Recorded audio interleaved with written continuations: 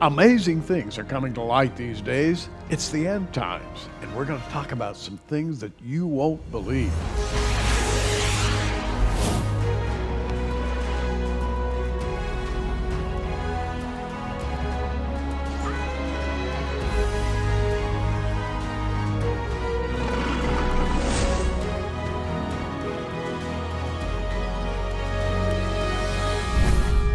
And here to talk about those things, which I hope by the end of this program you will believe, is Timothy Alberino. Timothy, welcome back. Thanks for having me back, Gary. Great to be back. Can I call you Tim? Of course. All right, you can call me Gary. And we're going to be talking about, among other things, the contents of this DVD. It's called True Legends, Part 2, The UnHoly See. There's so much going on now, Tim, and you're really out there at the forefront of discovery. There are so many hidden, secret sorts of things that are coming to light these days. I can't help but believe that we're living in the last days, just before, if you will, all hell breaks loose. We're seeing the dark side in a way that we've never seen it before, and you've explored some really interesting areas in the world. We have. Our latest film, our latest edition of our True Legends documentary series, Episode 2, The UnHoly See, we feature 3 separate locations. We're in Peru, in Cusco specifically, we're in Malta, on the island of Malta, and we're in Rome, we're in Italy. And in all 3 places, you produce evidence of the ancient world that's been covered over. When I pick up my Bible, I look at Genesis 6, that familiar passage in verse 4, there were giants in the earth in those days, and also after that, when the sons of God came into the daughters of men, and they bare children to them. The same became mighty men, which were of old, men of renown. I can remember 30, 40 years ago, you could read that verse, and it would just go right by. Nobody would just gloss right over it. It was just glossed over. Not anymore, because too much is coming to light, and you're finding a lot of that. That's right, and you can't gloss over it anymore, because in my estimation, in order to understand the prophetic future, we have to understand the prehistoric past, specifically as it relates to the world before the flood of Noah and the activities that were taking place on the earth, related not only to the human race, but also to the fallen angels and their hybrid offspring, including the giants. There are artifacts all over this world that people look at and say, ho-hum. And yet, when you really look at them, you can't imagine how they were built. In fact, in part 1 of True Legends, you talked about some constructions in South America where entire large fields had been crafted into what from the air looks like language almost, or dots and dashes, or letters. That's right. And when you get down to the ground and look at those things, you'd have to excavate tons and miles of rock to do this. Yeah, it would be an unimaginable task. And what you're referring to is called the geoglyphs of Tiwanaku. There was an article written in 2012 by the late David Flynn, researcher David Flynn, an author. And he was playing around with the newly developed Google Earth programs, and when all that stuff was first coming online, where you could really see high-res images of the surface of the earth. And while looking around the area of Tiwanaku, which is very interesting because Tiwanaku is linked. The coordinates of Tiwanaku, the geo-coordinates of Tiwanaku, are directly linked with some other very interesting places around the world, especially other megalithic sites. And so Flynn had an interest in this, and he was looking at it. And he discovered, as he's looking at these high-res satellite images of the region of Tiwanaku in Bolivia, around Lake Titicaca, he discovered these massive geoglyphs. And these things span for hundreds of miles, and they're basically, and we cover this in the first episode of our film. We show you extensively what the geoglyphs look like, and we give you our opinion on what the geoglyphs might be. And a geoglyph being writing in the earth, glyph being exactly. So earth writing, but in huge scale. Right, and it looks something like Morse code, with dots and lines and square boxes and circles and all different kinds of shapes that are both raised mounds and also are engraved into the bedrock of the earth. And what's so interesting is that we just completed our second film, The UnHoly See, and right after we completed this film and released it, NASA comes out with this article. It releases these images in last July of 2016, releases these images, and the heading is Morse code on Mars. And the images are allegedly of sand dune configurations on the surface of Mars. These are images that come from the surface of Mars. And NASA plays with the idea in the article that this looks like Morse code. This seems to be a language. And what's really, really interesting is that if you look at these images that NASA released and you look at what we covered in our first film, the geoglyphs of Tiwanaku, in my estimation, we're looking at the same thing. Wow. In other words, if this is indeed a language, as we believe and as we allege in our film in episode 1, then what NASA just released to the public by way of these photos might be confirmation that this language is embedded not only on the surface of the Earth, but also on the surface of Mars and who knows where else. Now, it's one thing to observe a phenomenon. It's another thing to absorb it and to properly interpret it. And you could look at it and say, well, these are, just earthworks left by farmers or something. And the thing on Mars, just wind-blown sand dunes. But let's suppose they are intelligently designed to be seen from above. The plane of Nazca, I think everybody's seen insects, and figures, that are hundreds of yards long, and it cannot be appreciated except from the air. And you look at it and just sort of, well, ho hum. That was their hobby. They just built those things, and that they leave it behind. I think we've come to a time now, and this really is illustrated in True Legends Part 2. We've come to a time when we need to put these things together and infer the larger picture, if you will. That's exactly right. I think that we need to get ahead of this kind of information as believers, and we need to understand how it relates to the text of Scripture, and we need to make inferences based on that perspective and get a solid footing before we're told what these things are, and before this narrative comes out that is going to be a very delusive, deceptive narrative. And unless you have your footing firmly founded now, you're going to be in danger of being swept away, because the lie that's coming concerning these things is exceedingly potent. Now, you talk about giants, unabashedly so. You believe that there were real giants. And of course, the Bible talks about them. Goliath and Og of Bashan and the giants that scared the Israelites so much that they did not want to go into the promised land. And I think probably people say, oh yeah, they were probably big warrior type people, maybe 7-8 feet tall. Maybe they were that big, but real giants, bigger than that? Probably not. Well, you have found evidence that there were giants. I mean, how big were the giants? Well, we have found evidence and are continuing to find evidence that giants, for example, let's deal with Peru, a place in specific Peru.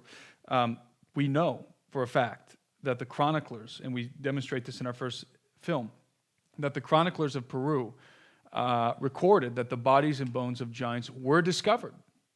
Unequivocally were discovered. And these aren't mastodons and giant sloths. These are gigantic humanoid entities with humanoid skulls and fingers and toes, wearing jewelry.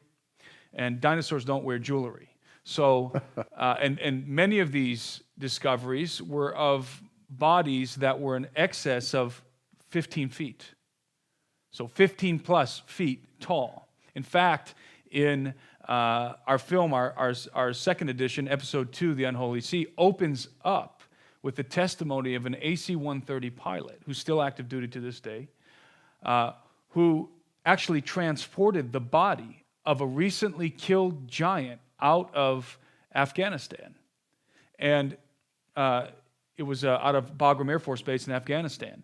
And he saw the body, he touched it, he pounded his fist on it, he saw the fingers and the toes and the feet that were wrapped in canvas. And he was met there, by the way, when he pulled in with his AC-130.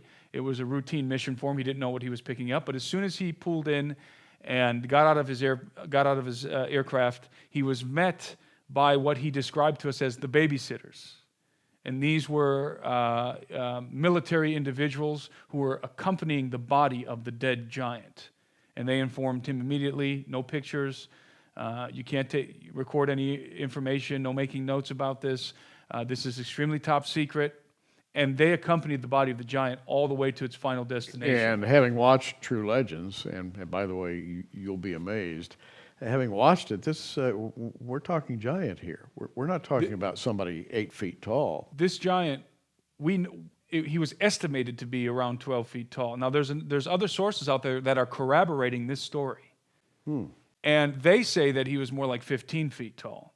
The guy we interview, our pilot says he was at least 10 to 12 feet tall, maybe larger, but we know exactly how much he weighed because they weighed him. Of course. They weighed him before they inserted the pallet that he was laying on, before they inserted it into the cargo bed of the AC-130, and he weighed at least 1,000 pounds. That's how much this guy weighed. So, yeah, this isn't just a big guy. This is a monster. Now let's suppose, and I have no problem believing this, that this is a true story.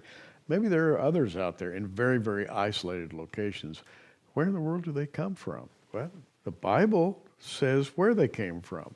There were encroaching spirits from on high, dark spirits. In fact, I have my little faithful copy of the book of Enoch here, and it talks about an angel by the name of Azazel who led 200 other angels who came down on Mount Hermon. And they knew they were violating God's law when they did it. You go through the entire book of Enoch, this evil thing that these angels did produced giants. That's right. It produced hybrids. That's right. If you will, human-alien hybrids. Now, this is in the Bible. By the way, the book of Jude quotes Enoch. Directly. So what can I say? We're not talking about some fantasy here. Yeah, and this was the common view of the Jews in Jesus' day. So when he would talk to them, and when Peter talks about the angels that kept not their estate but are bound in chains of darkness, this was common knowledge among the Hebrews of that time, and not only among the Hebrews. Every major ancient civilization has a similar narrative of the gods, these entities, these beings descending from heaven and commingling with the human race, taking from among the children of men, the daughters of men, wives, and copulating with them, and producing, as a result, offspring that were not fully human and were not fully of the gods. These were the demigods, and in many cases giants, but not just giants, all kinds of beasts and creatures, illicit creatures. These were creatures that came into existence that were not sanctioned by God. They were not sanctioned to exist, so they were wholly evil. And we see these things in rock carvings. We see chimeras, half one animal, half another.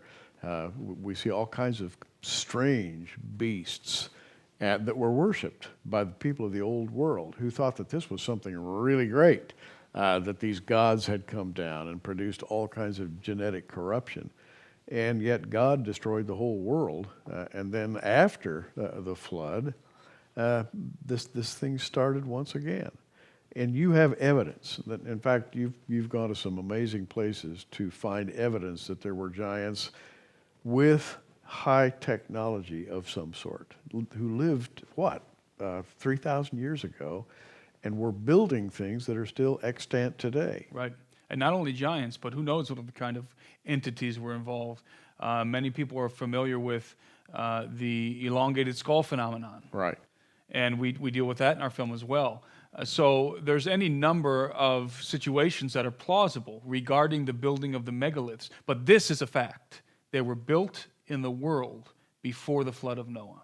These are not edifices that were raised by the Inca, by Bronze Age civilizations. The Inca in Peru, the Incan Empire, are credited with the megaliths in Peru, and some of the most amazing and massive megaliths on the earth are attributed to a Bronze Age level civilization that wasn't even in possession of the wheel. And you're talking about people taking copper tools and maybe stone hammers or maybe copper hammers and chiseling andesite and granite, very, very hard rock, and making huge edifices. Impossible, can't be done. A good part of True Legends involves Timothy's travels to Peru and other places where, and I would love to see these things, probably never get a chance to go and see them, but having seen the DVD, I feel like I've been there. But these things have stones of the most unusual size and shape. How much do they weigh? Well, they weigh hundreds of tons, and these are polygonal stones. In other words, they are multi-shaped and they're randomly shaped. They're randomly shaped in order to fit with the stones that are adjacent. So in other words, a very large block was somehow carved specifically and precisely to fit with the stones that were placed around it. We're dealing with stones that weigh hundreds of tons. So not only did they have to somehow extract these stones from the mountainside, they had to move them somehow, and then they had to carve them, lift them, set them into place with such precision that you cannot stick a blade between a lot of these mortarless joints. And that's a key, mortarless joints, because there is a technique in the old world. When I say the old world, I mean the world before the flood of Noah, the pre-flood, the antediluvian world, a technique known as Cyclopean masonry. And that's a term that comes out of mainstream archaeology, traditional archaeology. Cyclopean masonry, and the reason why they call it Cyclopean masonry, which involves the construction using very large blocks without the use of mortar, the reason why they call it Cyclopean masonry is because the Greeks attributed that kind of masonry to the offspring of the gods, which were generalized in the Cyclops. The Cyclops was an offspring of the gods, and so they called it Cyclopean masonry, because it could not have been built with human hands. It was built by the offspring of the gods. So in a way, the Greeks corroborate the Bible narrative. They do, in many ways. So you're talking about masonry, and we'll put up some shots for you to look at as we're talking here. But a place like Sacsayhuaman, if I'm pronouncing Sacsayhuaman. Sacsayhuaman, was just how big is it? The whole facility. This is the thing about Sacsayhuaman that many people who go and visit, even researchers, don't realize, is that what you're looking at is literally only the tip of the iceberg, which you can actually see at Sacsayhuaman for a number of reasons. Number one, because the Spaniards took apart a lot of the walls, the higher, smaller blocks, they took them apart, and they used those blocks to rebuild, to build their own, I should say, to construct their own edifices inside of the city of Cusco, within the city of Cusco. But that's known. But what's unknown is that, unknown to most, is that the vast majority of that complex is still under the ground. It's buried beneath the sediment of the mountain. In other words, when you look at Sacsayhuaman as it stands today, it's absolutely impressive. It's mind-blowing. But then to consider that you're only looking at a small portion of the entirety of the complex is absolutely mind-blowing, and it completely destroys the notion that this thing was built by a Bronze Age civilization, such as the Inca. And again, they're the ones who are attributed with the building of these walls. But the Inca themselves never claimed to be the builders. And in fact, Inca lore points to giants being the builders of those walls, or demons, as the Spaniards thought. Wow. Now, as I watch a DVD like True Legends 2, what's coming into my mind is we've got information that has been known literally for centuries, but is just now being brought to light by explorers like you and others who are suddenly publicizing all of this and saying, this can't have been built by humans. There's got to be another explanation. You being a Christian, you're going to find the biblical explanation. And in so doing, I think what you're doing is, at least in my case, you're stirring up my excitement. I believe that as this information comes out, it's proving to what I already believe, namely that we're living in the last days when this information is going to explode just before the return of our Lord. So I think you're part of that explosion, quite frankly. You're out there doing what needs to be done. Well, it's exciting because we believe that exactly as you said, that we are partaking in the uncovering of information that has been time locked, if you will. Yeah. And it's because it's been available.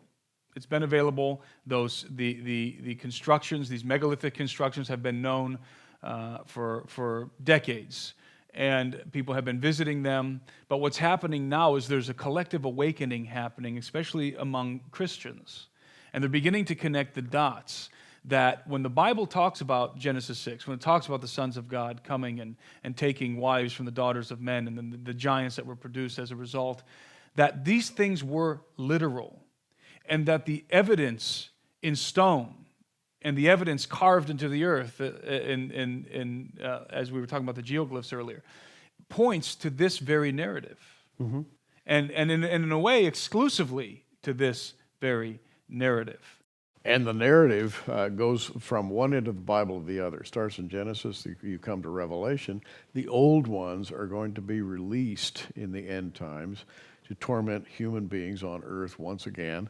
And I think that they will unveil phenomenal powers, the same kind of powers they used to create all these enormous projects in the beginning. They're going to be released as part of God's judgment. The old ones then are about to make their appearance, and I think what we're doing right now is we're in the part of history where bit by bit there's a disclosure going on. There is. I think we're in the midst of what could be described as a soft disclosure. In other words, things are being leaked purposely from different institutions, from the Vatican, from also from NASA and different institutions around the earth, that are suggesting to the populace that there is something to all of this, and it's the proverbial boiling frog scenario. Yeah. The human populace on the earth right now is slowly being acclimated to the idea that we're not alone in the universe, that there's extraterrestrial origins to the human race on the earth. And in my estimation, that's going to be part of the lie that's being crafted even as we speak. And I believe that there's going to be soon, because they're not going to be able to keep a lid on this for too much longer. Right. Because of all the revelations that are happening all over the earth. Everybody has cameras now. So when there's a UFO, when there's some sort of an object hovering in the sky, you get a dozen people who pull out their cameras with high-definition video recording capacity on them, and they begin to record and instantly upload them to the internet. That's right. So you can't hide this stuff any longer. So what do? You just come out and tell the people that this stuff is real? Well, then there may be chaos, but the most important reason why they wouldn't do that is because they're interested in controlling the narrative. They don't want people to draw their own conclusions, especially not conclusions that are derived from the text of Scripture. The Antichrist system, then, is already in play. That is to say, a massive worldwide system of propaganda is in play. And by the way, that's a big part of this DVD. We have people on earth now who are looking, they're watching, and they believe that, in fact, they have built gigantic instruments which they believe will allow them to see the old ones returning once again. Can you believe what I just said? This is a strange thing to have to utter in public, that there are actually people on earth looking for the arrival of the old That's ones, right. the fallen angels. That's right. And what people have to understand in order to make sense of those kind of statements, because they are hard to believe unless you have an understanding that you have an echelon, you have a hierarchy in place. You have the Luciferian occult elite who are not only looking for the return of the gods, but are trying to catalyze their return, are trying to open gates, are trying to, through sorcery and through all kinds of different illicit means, trying to make contact and bring about the resurrection of the Golden Age, which was the world before the flood of Noah. But then you have multitudes of scientific people who are involved in some of these projects. The one specifically that you are referencing is Mount Graham and the Lucifer device. You have all kinds of scientists working on with those telescopes who have no idea that the data that they're collecting is being used by that upper echelon, that occult society, the Luciferian elite, who have completely different designs for the information and the technology that's being developed. So most of the scientists working with these telescopes, or working at CERN, or working on these high-tech projects, are working on them believing that they're just advancing human knowledge, or they're trying to develop technologies that are useful to the human race, or they're trying to look for exoplanets, which is what they publicly declare about Mount Graham. They're looking for exoplanets where alien life might be possible. But I believe that, again, the occult elite, the ruling established occult Luciferian elite already know that these things exist. They're not looking for them. They're trying to bring them back. And to become part of the power that they believe will come down. In other words, it's a power grab. If we can control this, we can control the world. Well, that's the story of the Antichrist. Exactly, and that's they pledge allegiance to the prince that is to come. Wow. All this has to do with what the Bible refers to as the sons of God who came into the daughters of men. And they did horrific things on planet Earth, and they left artifacts all over the face of planet Earth that are being blithely ignored by most people. And I think the reason they're being ignored is because they're very difficult to understand in contemporary terms. Well, that's where Timothy Alberino comes in, because he is chronicling these ancient earthworks, these ancient megalithic structures, and inferring from that a number of things must have happened in the past, and therefore there are a number of things that we must expect in the future, and I think the near future. Timothy, I'm holding a book here. This is my own private copy of a book entitled "Would You Baptize an Extraterrestrial?" And this is authored by Guy Consolmagno, a Society of Jesus. He's a Jesuit, and he's dealing with the subject: if an extraterrestrial came down, would you baptize him into the Christian faith? Now, where in the world would you come up with a topic like that? You'd have to be looking for an extraterrestrial to come down. Expecting. Yeah, and I think they are expecting. In fact, I think they already know a lot of things, and they're just sort of prepping the masses for disclosure. And specifically, the Vatican is beginning to craft not only a narrative concerning extraterrestrials, but theology. They're even as we speak, they're creating dogma and doctrines so that when disclosure comes, and when we say disclosure, we're talking about the revelation that the human race isn't alone, that there's other advanced sentient beings, extraterrestrials that are out there and that in fact have been interacting with human beings for millennia. And they are looking for ways and are creating ways to insert this narrative into the pages of Scripture. So they're trying to, and they are, accommodating the extraterrestrial narrative into the pages of the Bible. That's something that's already happening. That's not speculative. They're doing it. It's not speculative. They're doing it already on the level of the Jesuits, Opus Dei, and other organizations within the Vatican. Now, the Vatican is well funded, to say the very least. They have a very large treasury. They're capable of doing some incredible work. And in conjunction with astronomers and other scientists, they have, to use the old expression, put their money where their mouth is. They have built some enormously expensive scientific instrumentation, in this case astronomical instrumentation on Mount Graham in Arizona. Our friend Tom, by the way, who appears in this film, Tom Horn, contributes a great deal to the narrative, because he's gone to Mount Graham and actually photographed a strange instrument that they're using to apparently to observe these people that they expect to come back. Yeah, they say that they're looking for exoplanets out there on top of Mount Graham. Exoplanets are, of course, planets that have the potential for extraterrestrial life and or for biological life.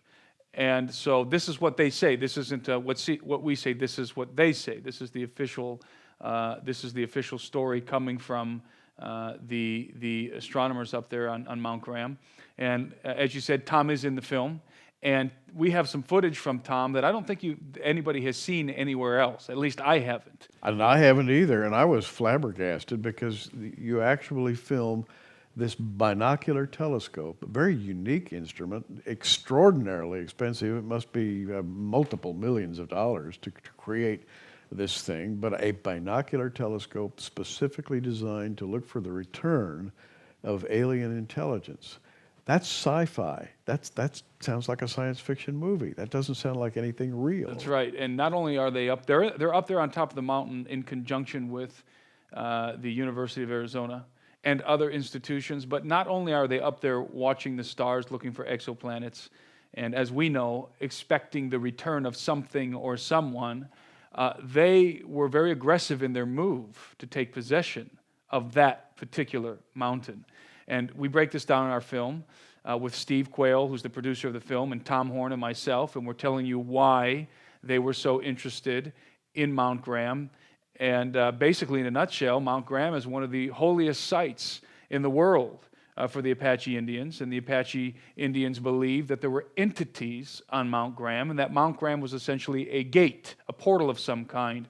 And this is information that both Tom Horn and Chris Putnam revealed in their book Exo Vaticana that they wrote together some years ago. And so the information that we've uncovered all over the world in terms of the locations that we visited, from Malta to Rome to Sardinia to various parts of Peru, Bolivia, are all pointing to the same idea, that there is something very interesting that was happening in the prehistoric past of this earth. And when I use the term prehistoric, I'm referring to the antediluvian world, the world before the flood of Noah. There was something very unique, very interesting, and very important happening then, that the occultists of our modern era, at the highest levels of government and secret societies, are trying to resurrect. They want to resurrect, bring about the resurrection of the Golden Age. The old ones, I guess. Exactly. And of course, the Greeks used to speak back in Periclean Greece, 300 BC to 600 BC. The Greeks spoke of Greek gods, the old gods, the great gods that came down and blessed humanity. And commingled with humanity. And commingled with humanity, absolutely. And so we're talking about what used to be considered mythology, but now we're looking at as, no, this really happened. And what are called myths are corrupted stories of actuality. That's right. And we talk a lot, we deal with the Tower of Babel in our film too, in a way that I think people are going to appreciate, because I think we connect some dots that are going to help people who are confused, because there's already this storyline that's been developed out there, the ancient astronaut theory, it's called, Yes. which essentially takes the narrative of Genesis 6, the story that the Bible lays out, and twists it, takes out the biblical context, but keeps some of the same elements. In other words, the gods descended, the aliens descended. In some cases, they believe, certain factions believe, that the aliens created us, that they genetically modified a primitive hominid species on Earth to create the human race. In other words, they integrated their own genes into this hominid species. And there are to create us. certain people on Earth right now who are sort of looking for their return to take man to the next level, if you will. That's exactly right. For them, this would be a great thing. For us as Christians, it's not a great thing at all. Right. And they're actively working towards the coming of those old ones, as you call them, the return of the gods, the resurrection of the Golden Age. And again, this is the highest echelon of occult practitioners and the Luciferian elite who know exactly what they're dealing with. They're not looking for exoplanets. They're trying to open the gates through which these entities can come and enter into our dimension and have some level of authority on this planet. Now, sitting here listening to Timothy, I'm grappling with ways to try to describe the contents of True Legends Part 2. First of all, it's exquisitely produced. It's an armchair travelogue that will take you to wonderful places in the world where you will see some amazing sights that you never even dreamed about. It's also a series of conversations with some of the men who are expecting the return of, if you will, the old ones. And their instrumentation, the fact that they're putting a lot of money into this operation. It's also, in addition to being a travelogue, it's also a history. And Steve Quayle, Tom Horn talk about, if you will, the long history both of the geological artifacts and the demigods that once roamed the world. So you're really getting three things in one on this DVD, three stories in one. That's right. This is essentially two films in one. In fact, it was going to be two separate films. And Steve Quayle, who's the producer of the film, really felt strongly that we need to combine these two together so that people can connect the dots from the megaliths and the antediluvian world to the disclosure of extraterrestrials and the Vatican and everything that's happening in terms of the theology being laid to baptize aliens, to receive them into a biblical context, and they're connected. They're intricately connected one with the other, and that's what we really wanted to lay out in this film. And you did it. Congratulations, you did it. I have to say, while I'm sitting here listening to you, that you succeeded. It's a wonderful production. Now, I want you to talk about some of the elements of this travelogue, if you will. You went to Malta, and you visited a place underground, and I had no idea that this place existed. It's called the Hypogeum, if I'm correct. The Hypogeum.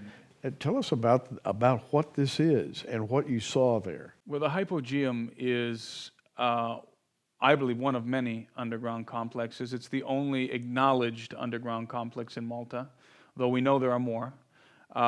It consists of underground chambers. There's 3 levels of chambers that are connected. There are megaliths on the island of Malta, and we show in our film megaliths that are very, very similar to those that we were documenting in Peru. Wow. Because we believe they have the same origins. In other words, the same makers, the same technology, a ubiquitous technology was in play. In fact, you go way out of your way to prove this is a global technology. Exactly. It didn't happen just in one place. Exactly. And so these megaliths that are on the surface of Malta, which are impressive in size and in their technological skill, the way that they were built. However, they were built with sandstone, so they're with limestone. They were built out of limestone, so they're much more eroded than the megaliths that you would see in Peru or in Baalbek or in these other places of the earth that are built with basalt and andesite and granite. Yeah. Because limestone is a much softer stone. But what we found is that people weren't connecting the dots. Even the researchers and some of the discovery and history programs that have featured the island of Malta and have looked at the megaliths were not connecting the dots with the other megalithic sites around the world. That these, in fact, are cyclopean edifices that are directly related to the other locations on the earth. Again, in the style that they're built in the size of the blocks and so forth. So, getting back to the Hypogeum, what's represented on the surface of the earth in terms of the megaliths is also precisely replicated under the island of Malta. Wow. In other words, these aren't just crude chambers that are burrowed out of the limestone, the bedrock of the island of Malta. These are chambers that are built as exact replicas of what's reflected above the earth. And we believe and prove in our film that's not that idea, that mirroring the megalithic constructions that are on the surface under the earth is not exclusive to Malta, because we have proof that the same thing was done in Peru. And so the reality is this, Gary, and this is an astounding reality, that there is a massive, hidden, underground world beneath our feet, ancient underground world beneath our feet, consisting of both naturally formed and artificially formed tunnels and caverns that are connected in a massive network, global network. A global network. A global network. And there's a lot of evidence, by the way, that's presented on the DVD that really proves this. This beggars human imagination. We've all heard of the mythical, if you will, tunnel networks under the earth, that people talk about, and then, well, it turns out that, no, that was just somebody's imagination. It wasn't really true. But when you take us down into the Hypogeum in this DVD, there's something happening there that is otherworldly. It's not like you're just in an underground chamber. That's right. And I can attest to that. That's exactly right, because the sensation that I had in the Hypogeum, because I went into the Hypogeum, we weren't allowed to film, but we were able to acquire footage of the Hypogeum. When I was in the Hypogeum, I felt it was a very strange, arcane, mystical atmosphere under there. It was, in a word, it felt demonic. Something evil was happening. That was my sensation. In fact, when they opened the hypogeum, and this is something this is a fact that came out. This was a scientific study that was done when they opened the hypogeum. When they first opened it, they found that there were hundreds of skeletons, bones, that were sealed inside of it.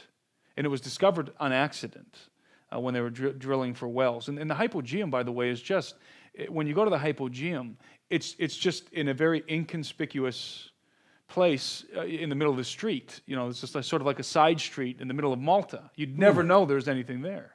And you just kind of go into this doorway that looks like a house or something, and there you enter into the hypogeum, which is astounding, because how many more hypogeums exist all over the planet? And you're speculating that there are a lot more. Yes, there are. And when and to get back to what I was saying about when they opened this tomb, when they opened the hypogeum, which was sealed like a tomb with hundreds of skeletons, they discovered, and this is on record, discovered some very unusual skeletons among the rest of the skeletons that were entombed there. And some of these skeletons were very, for lack of a better term, alien to a normal human anatomy. We're talking elongated skulls, but very bizarre-looking elongated skulls with really large eye sockets.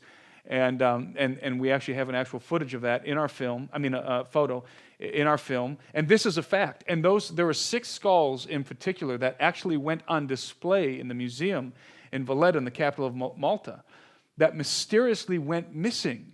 Wow, there it is again. Skulls mysteriously went missing. Now, we've heard this story over and over and over again. Every time somebody finds an unusual ancient artifact, lo and behold, it just disappears. It disappears. Who do you suppose is taking these things away, and why? Well, that's the question that everybody wants to know.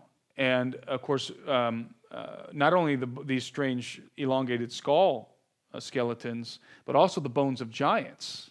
It begs the question, where are they going? Where are the bones going? Well, we discover, and this is kind of giving you a tease for our next installment of our series, episode 3. We have discovered that there is an underground black market that deals in the trade of these kind of arcane relics from the antediluvian world, including the bones of giants and unusual humanoid entities, but also the vast treasures that are associated with them.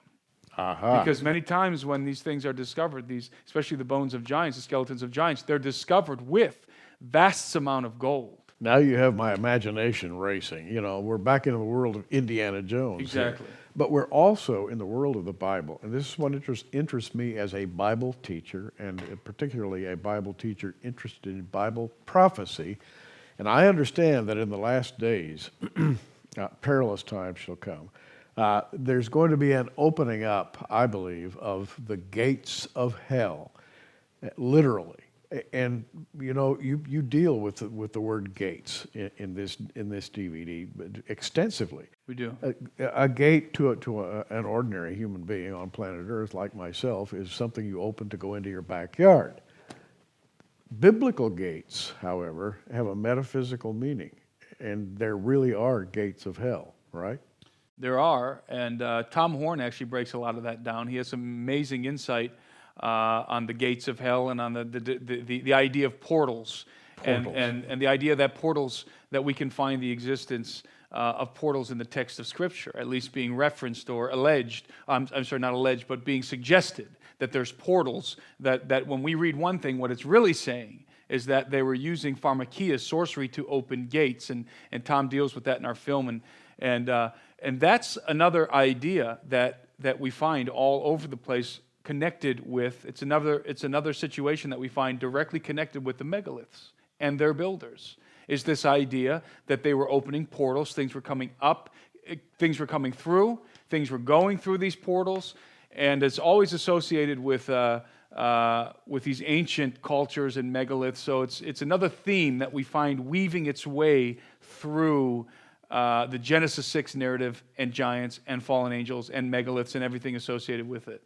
You know, when I read Revelation 9, I read about an angel sounding a trumpet, And John writes, and I saw a star fall from heaven to earth, and to him was given the key to the bottomless pit, and he opened the bottomless pit, and there arose a smoke out of the pit.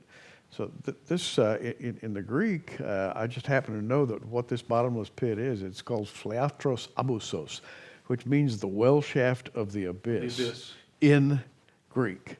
And I'm thinking, what a beautiful picture of what you're talking about. That's right. And actually, one of the things that we also feature in our film, there's so much content in this episode. We talk about the Tower of Babel. And we talk about the Sumerian myth.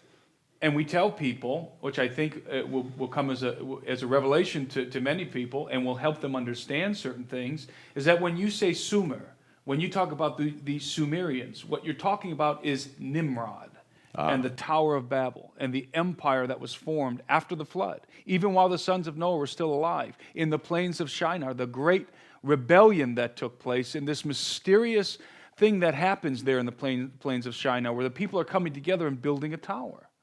The Tower of Babel, and the city of Babel. And the gate of the gods. Exactly. And in the Sumerian myth, the Sumerian cylinder seals, they tell a story that there is that Enki, who is basically the equivalent of Lucifer in the Sumerian myth, is actually summoned from the abyss. They summon him, and they build a temple where they summon him. This idea of portals. They build a temple, and the temple is called the Abzu. Abzu means the abyss in Sumerian. And even modern archaeologists today believe that the Abzu was the base of the Tower of Babel. So we have this, when you start to put these pieces together, you get a sense that the tower, what they were doing at the Tower of Babel was much more than just building a very tall edifice. They were doing something that was more akin to sorcery than just masonry. In fact, what they were trying to do was access power. They were trying to get hold of the power that they know exists emanating from these fallen ones. And That's right. I believe that that's still going on today, and I think that's really one of the sub-themes of True Legends Part 2. It is, because there's a group out there right now that's trying to access this ancient power. That's right. They're trying to reassemble the lost knowledge of the Watchers.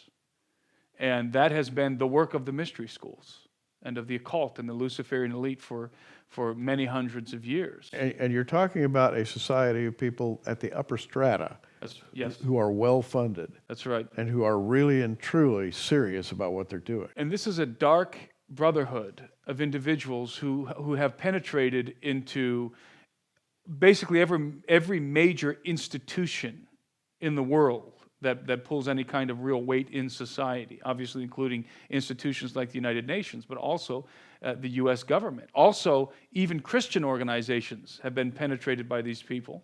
Wow. And they're working collectively as a dark brotherhood, as a Luciferian elite, as an occult society to bring about the resurrection of the Golden Age. And we explain, by the way, what the Golden Age is in our film. They're to reassemble the illicit, lost knowledge of the Watchers that was given to mankind in the world before the flood of Noah, which led, by the way, to the destruction of the flood, one of the reasons why God had to destroy that world. All that you've heard Tim talking about, and I got to say, much, much more is right here in True Legends Part 2. It's a travelogue that'll take you to some amazing places, sights, sounds, people, ideas. It'll take you back into ancient history. It'll take you forward into the future. You'll see plots, subplots, dark themes that you won't believe, all in this single DVD. And I guarantee that you will not stop watching this thing. So when you sit in that easy chair and make sure that you have a cold drink at your elbow, perhaps a munchie or two, because this thing will keep you going. I do not exaggerate. It's called True Legends, The UnHoly See. It's part 2 of the True Legends series, yours for $24.95. Go to the online bookstore, and you'll find it right there, prophecywatchers.com. Also, we're offering this book, True Legends by Stephen Quayle, and part 1 of True Legends as a package with True Legends 2. These 3 items yours for $79.95. You'll find it under True Legends package when you go to prophecywatchers.com and pull up the online bookstore. You can get either True Legends 2 or the True Legends package, and you'll be entering a brand new world. But I'll tell you what, it's going to help you understand Bible prophecy. And let's talk about your testimony, because you're talking here as an explorer, as someone who has seen some strange things in this world, talked to some people who are, who have, let's put it this way, a dark side. And there is a kind of a dark conspiracy going on. But you are a believer in the Lord Jesus Christ. You believe in Bible prophecy. You believe in the truth of the Word of God. I absolutely do. And you put all this together as a calling in your life. Yeah, and what really is exciting for me, the most exciting thing, and what we really hope that people draw out of our work, both myself and Steve, is a deeper understanding of the gospel of Jesus Christ. Because all of this relates ultimately to that foundational event. The event, as the early church called it, the death of Jesus on the cross, the resurrection, and the redemption of the human race. And then connected to that is the enemy's plan, as he works overtime to do some very interesting things to try to usurp what rightfully belongs to Jesus. In other words, the Right. throne that belongs to Jesus. And when you start to put this all together, you get a better picture of the gospel. You do indeed. You absolutely do. It's not a deviation from the gospel. It illuminates the gospel ultimately, and that's why it's so exciting to us. It gives power and presence to the gospel of the Lord Jesus Christ. And if you're a Christian and you watch this, I guarantee you it's going to change your commitment to Christ. You're going to be, your efforts will be redoubled as you study the Word.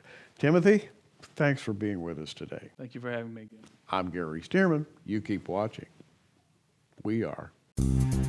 Thanks for joining us on Prophecy Watchers. You can find us on the web at prophecywatchers.com.